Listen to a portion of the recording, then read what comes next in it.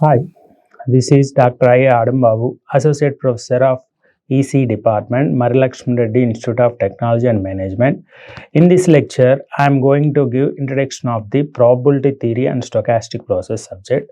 This subject is mainly introduced to the electronics and communication engineering students only. The main course objectives of this subject is first objective of this subject is to learn the basic concepts of probability and various its applications. Next one is different types of distribution functions and density functions of a single random variable. The third main objective of this probability theory and stochastic process is extend this density and distribution functions for multiple random variables. The fourth objective of learning this course is concepts of the random process and distribution functions of the random process. The last object of the is course is concepts of spectral characteristics of the random process. Next, the main outcomes of this learning this course is the first outcome is applying the basic concepts of the probability and to solve the problems on the sample space. Next main outcome of this subject is utilize the density functions and applications of those density functions concepts in the communication systems. Third outcome of the learning this course is extend the knowledge to multiple random variables, relate the same through examples. Fourth outcome of this course is understand the usage of the stochastic process. And last outcome of this learning this course is analyze the response of the linear time invariant systems driven by a stationary random process. So these are the main outcomes of learning this course. So in this course, the main modules we have to discuss in this course is the first module completely discuss about the probability and random variable. In the first module, we will learn about the basic concepts of the probability. What is the probability theory and what are the different types of events to define the probability theory and how we will define the probability, in what ways, what are the different approaches to define the probability, and next what are the different types of experiments, and next what are the theorems which are related to the probability. Here in this course we are having the two theorems related to probability, total probability and Bayes theorem. Next, what is the basic definition of the random variable? What are the different types of random variable that we will learn in the first module. Coming to the second module, in the second module, we will discuss the different types of density and distribution function. First, we will define the distribution function of a single random variable. Later on, we will define the density function of a single random variable. And we will discuss the various types of density functions, that is binomial, Poisson, uniform, Gaussian and exponential. For each and every distribution and density function, they are having various applications.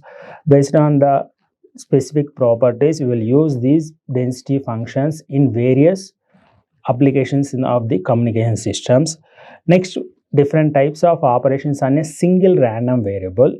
So in the single random, different type of operations means we will find out the expected value and variance of a single random variable and moments of a single random variable and moment generating functions, and what are the different types of transformations of a single random variable, that we will learn in second module. Coming to the third module, in the second module we will learn the different operations using single random variable only. In the third module, same concepts we will use by using the multiple random variables. Here we will find out the joint density functions and joint distribution functions and marginal distribution functions and density functions from the joint distribution or density functions. Next, what are the conditional density and distribution functions? All these topics will comes under the multiple random variables. Next, in the similar way, joint movements about the origin, joint central movements, that will be covered in the third module. Coming to the fourth module, this comes under the random process or stochastic process. So what is the stochastic process and what are the different types of stochastic process or random processes? How we will define the density or distribution function for random process? What are the different types of averages in the random process? In this module, mainly we will discuss the Random process, temporal characteristics. How the random process is varying with respect to the time, and what are the different types of correlation functions, autocorrelation or cross correlation functions, that will covered in the module 4. Next, coming to the fifth module, that is the power spectrum and noise. Power spectrum is nothing but random process spectral characteristics. Same random process, how it is varied with respect to the frequency, that we will learn in the fifth module. What are the relationship between the power spectrum and correlation functions? How the random process is varied with respect to the linear time invariant systems? What is the response of the linear system response, and what is the input and output of LTI systems, that we will learn in the fifth module. And the last topic of the fifth module is noise. Noise plays a major role in the communication systems. So what are the different types of noises present in the communication systems? Those are Gaussian and white noise. What are those characteristics? How we will evaluate the noise, that we will learn in the fifth module. So these are the different modules in this course, probability theory and stochastic process. So the main textbooks we will refer for this course is probability and random variables by Peebles, and for communications noise related we will refer the principles of communication systems by Filling. So remaining reference books are also there. 3 reference books will refer. Okay, these are the course outcomes and course objectives and different modules which we are going to learn in this subject. Next, I am going to explain in the basic concepts of to define the probability. The first concept is based upon the set theory only. We will define the probability. Set is nothing but a collection of objects. Any collection of the objects, that is a set of elements or anything.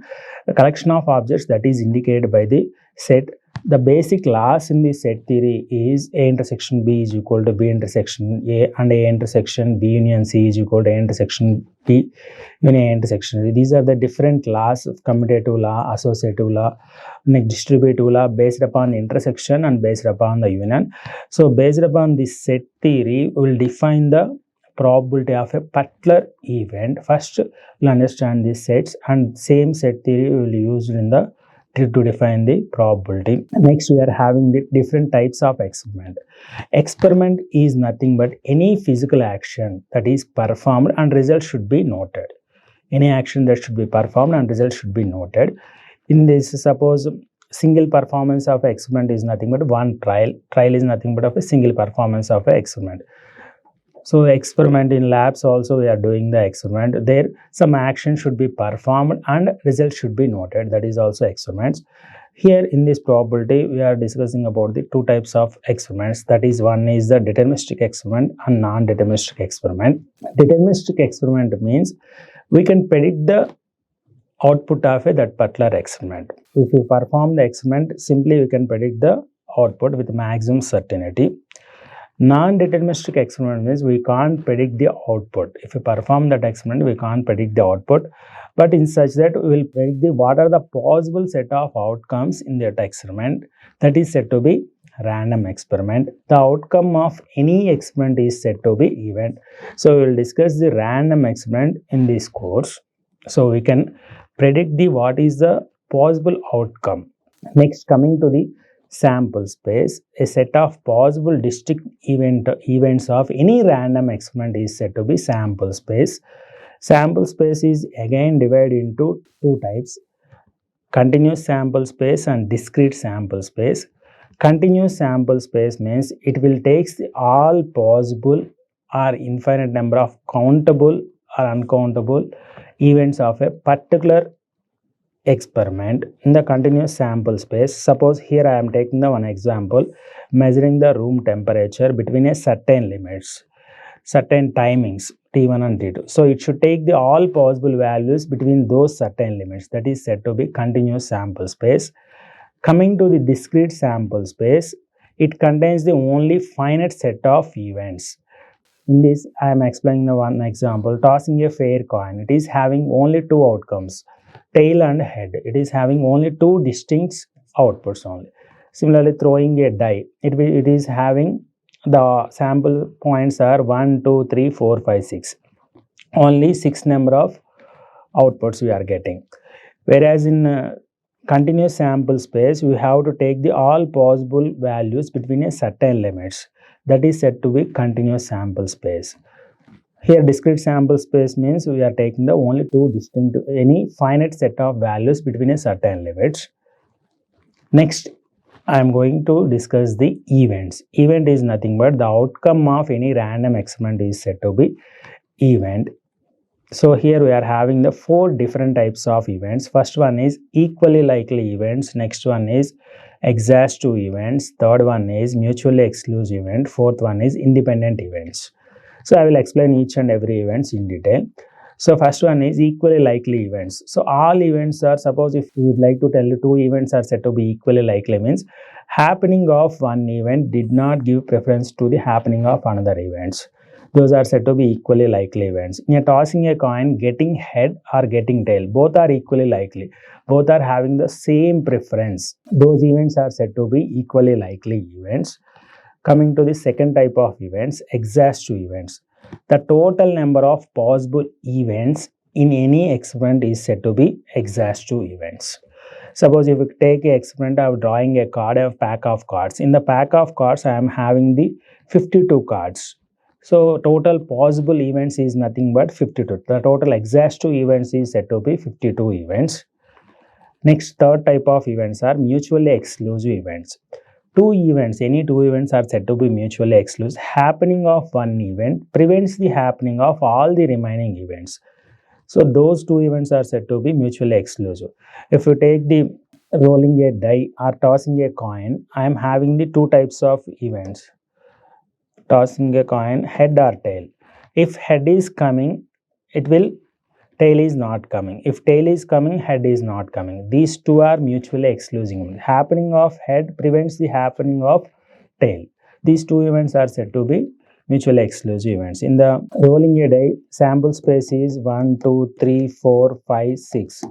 So getting 1 means it prevents the occurring of all the remaining 5 events. Getting 2 means it prevents the happening of 1, 3, 4, 5, 6. So all these getting 1, getting 2, getting 3, getting 4, getting 5, getting all these 6 events are said to be mutually exclusive events. So happening of one event prevents the happening of all the remaining events. Then those two events are said to be mutually exclusive events.